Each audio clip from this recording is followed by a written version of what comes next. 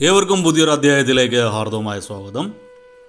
ഈ അധ്യായത്തിൽ നമ്മൾ വിശകലനം ചെയ്യുന്നത് അശ്വതി നക്ഷത്രത്തിൻ്റെ 2025 ആണ്ട് ജൂലൈ ഓഗസ്റ്റ് മാസങ്ങളിലെ ഗുണദോഷ ഫലങ്ങളാണ്. ഞാൻ ആദ്യമായി ഒന്ന് പറഞ്ഞോട്ടെ, ഇത് അശ്വതി നക്ഷത്രക്കാരുടെ പൊതുവായ ഫലമാണ് നമ്മളിവിടെ വിശകലനം ചെയ്യുന്നത്. നിങ്ങൾക്ക് ഓരോരുത്തർക്കും വ്യക്തിഗത ഫലം ലഭിക്കുന്നതിനായിട്ട് നിങ്ങളുടെ ജാതകം ഒരു ഉത്തമനായ ജ്യോതിഷിയെ കാണിച്ച് രാശി ചിന്തനം നടത്തി മുന്നോട്ട് പോകുന്നതായിരിക്കും എന്തുകൊണ്ടെന്നുള്ളത്. ഈ പൊതുവായ ഫലത്തിലേക്ക് വരാം. അശ്വതി നക്ഷത്രക്കാർക്ക് 2025 ആണ്ട് ജൂലൈ ആഗസ്റ്റ് മാസങ്ങൾ ഗുണദോഷ സമ്മിശ്രമായിട്ട് കാണുന്നു.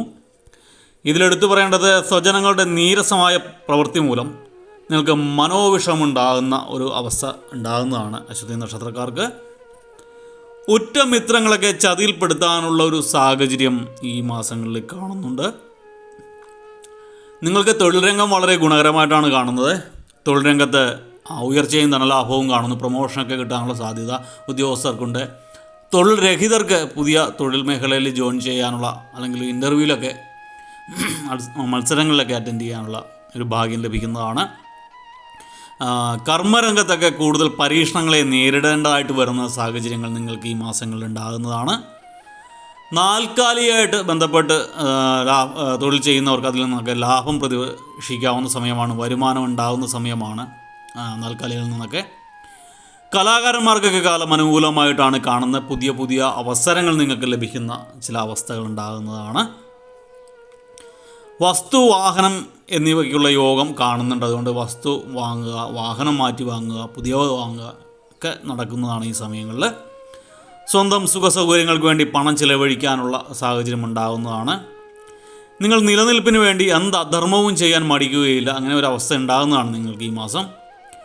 അന്യ സ്ത്രീകളുമായിട്ടുള്ള ബന്ധം, വ്യക്തിബന്ധത്തിന് കോട്ടം സംഭവിക്കാനുള്ള അവസ്ഥയുള്ളതുകൊണ്ട് വക കാര്യങ്ങളിലൊക്കെ ഒരു ശ്രദ്ധ ഉണ്ടാകേണ്ടതാണ്. നിങ്ങൾ പൊതുരംഗത്ത് പ്രവർത്തിക്കുന്നത് പദവിയും അംഗീകാരവും നിങ്ങൾക്ക് ലഭിക്കും. അതുകൊണ്ട് തന്നെ രാഷ്ട്രീയക്കാർക്ക് ഗുണകരമായിട്ടാണ് കാണുന്നത്. അംഗീകാരം, പൊതുജന മധ്യത്തിലൊക്കെ ചില അംഗീകാരമൊക്കെ നിങ്ങൾക്ക് ലഭിക്കാനുള്ള സാധ്യത കാണുന്നുണ്ട്. അകന്നു നിന്നവരൊക്കെ അടുത്തു കൂടാനുള്ള ചില സാധ്യതകൾ ഈ മാസങ്ങളിൽ കാണുന്നു.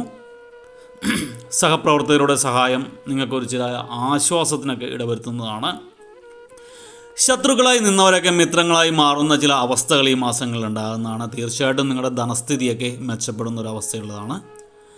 നിങ്ങൾക്ക് കർമ്മരംഗം വളരെ ഗുണകരമായിട്ടാണ് കാണുന്നത്. കർമ്മരംഗത്തെ വൻ പുരോഗതി തന്നെ കാണുന്നു. നിങ്ങൾ അതീവ ജാഗ്രതയോടുകൂടി പ്രവർത്തിക്കേണ്ട സമയം കൂടിയാണ്.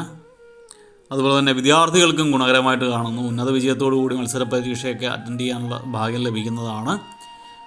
വിദ്യാർത്ഥികൾക്കൊക്കെ പുതിയ പുതിയ അവസരങ്ങൾ വന്ന് കൂടുന്നു. അതായത് ഉയർന്ന തലങ്ങളിൽ പഠിക്കാനുള്ള അവസരങ്ങൾ ധാരാളം വരുന്നതാണ്. ചിലർക്കൊക്കെ സ്കോളർഷിപ്പ് പോലുള്ള ഗുണങ്ങളും സഹായങ്ങളും ഒക്കെ വന്നു പെടുന്നതാണ്. ചൊവ്വയുടെയും വ്യാഴത്തിൻ്റെയൊക്കെ അനുഗ്രഹം കൊണ്ട് ജീവിതത്തിൽ ധാരാളം മാറ്റങ്ങൾ നിങ്ങൾക്ക് ഉണ്ടാകുന്നൊരു സമയം കൂടിയാണ്. തീർച്ചയായിട്ടും നിങ്ങൾക്കൊരു ടേണിംഗ് പോയിന്റിലാണ് നിങ്ങളുടെ ജീവിതം നിൽക്കുന്നത്, നിങ്ങളുടെ ലൈഫ് നിൽക്കുന്നത്.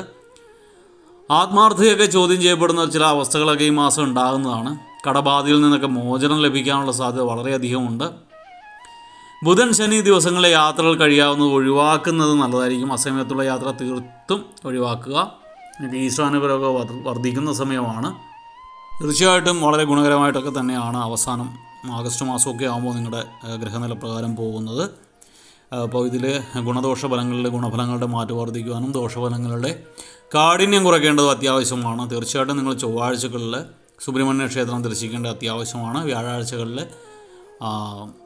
മഹാവിഷ്ണു ക്ഷേത്രം ദർശിക്കുക. ബുധനാഴ്ചകളിലാണെങ്കിൽ ശ്രീകൃഷ്ണ പ്രീതി നേടേണ്ടത് അത്യാവശ്യമാണ് നിങ്ങൾ. അതുകൊണ്ട് ശ്രീകൃഷ്ണ സ്വാമി ക്ഷേത്രം ദർശിക്കുക. എല്ലാം കൂടി ഒരാഴ്ച ചെയ്യണമെന്നല്ല ഞാൻ പറയുന്നത്. നിങ്ങൾ ചൊവ്വാഴ്ചകളിലും വ്യാഴാഴ്ചകളിലും മുടങ്ങാതെ പോകാൻ കഴിയാവുന്ന ശ്രമിക്കുക. കാർത്തിക ക്ഷേത്രത്തിലും വ്യാഴം ഇരിക്കുന്ന മഹാവിഷ്ണു ഇരിക്കുന്ന ക്ഷേത്രത്തിലും. ഒപ്പം സമയം കിട്ടുവാണെങ്കിൽ ബുധനാഴ്ച രാവിലെയോ വൈകിട്ടോ ഒക്കെ ശ്രീകൃഷ്ണ ഭഗവാന്റെ ക്ഷേത്രവും ദർശിക്കുക. ഭഗവാന്റെ ചരണങ്ങൾ അഭയം പ്രാപിക്കുക ഒക്കെ ചെയ്തു കഴിഞ്ഞാൽ ഗുണഫലങ്ങളുടെ മാറ്റം വർദ്ധിക്കും. വഴിപാടായിട്ടൊന്നും കഴിക്കേണ്ട ആവശ്യമില്ല. വലിയ കുഴപ്പമില്ലാത്ത സമയമാണ്. തീർച്ചയായിട്ടും നിങ്ങൾ ക്ഷേത്രം ദർശിക്കാതിരിക്കരുത്. ചൊവ്വാഴ്ച ദിവസവും വ്യാഴാഴ്ചയോ ബുധനാഴ്ചയോ നിങ്ങൾക്ക് സുബ്രഹ്മണ്യ ക്ഷേത്രവും വ്യാഴാഴ്ചയോ ബുധനാഴ്ചയോ ശ്രീകൃഷ്ണ സ്വാമി ക്ഷേത്രവും ദർശിക്കാവുന്നതാണ്. അപ്പോൾ അങ്ങനെയൊക്കെ ചെയ്താൽ കാര്യങ്ങൾ ഒരുവിധം മംഗളമായി മുന്നോട്ട് പോകും. ഭഗവാന്റെ കാരണത്താൽ നല്ലൊരു സമയം ഉണ്ടാകട്ടെ എന്ന് ആശംസിച്ചുകൊണ്ട് പ്രാർത്ഥിച്ചുകൊണ്ട് നിർത്തുന്നു. വീഡിയോ ഇഷ്ടപ്പെട്ടാൽ ലൈക്ക് ചെയ്യുക. തുടർന്നുള്ള മാസങ്ങളിലെ വീഡിയോ കൃത്യമായി ലഭിക്കുന്നതിനായിട്ട് ചാനൽ സബ്സ്ക്രൈബ് ചെയ്തിട്ടില്ല എങ്കിൽ സബ്സ്ക്രൈബ് ചെയ്യുക. ഒരിക്കൽ കൂടി നന്ദി പറഞ്ഞുകൊണ്ട് നിർത്തുന്നു. നന്ദി, നമസ്കാരം.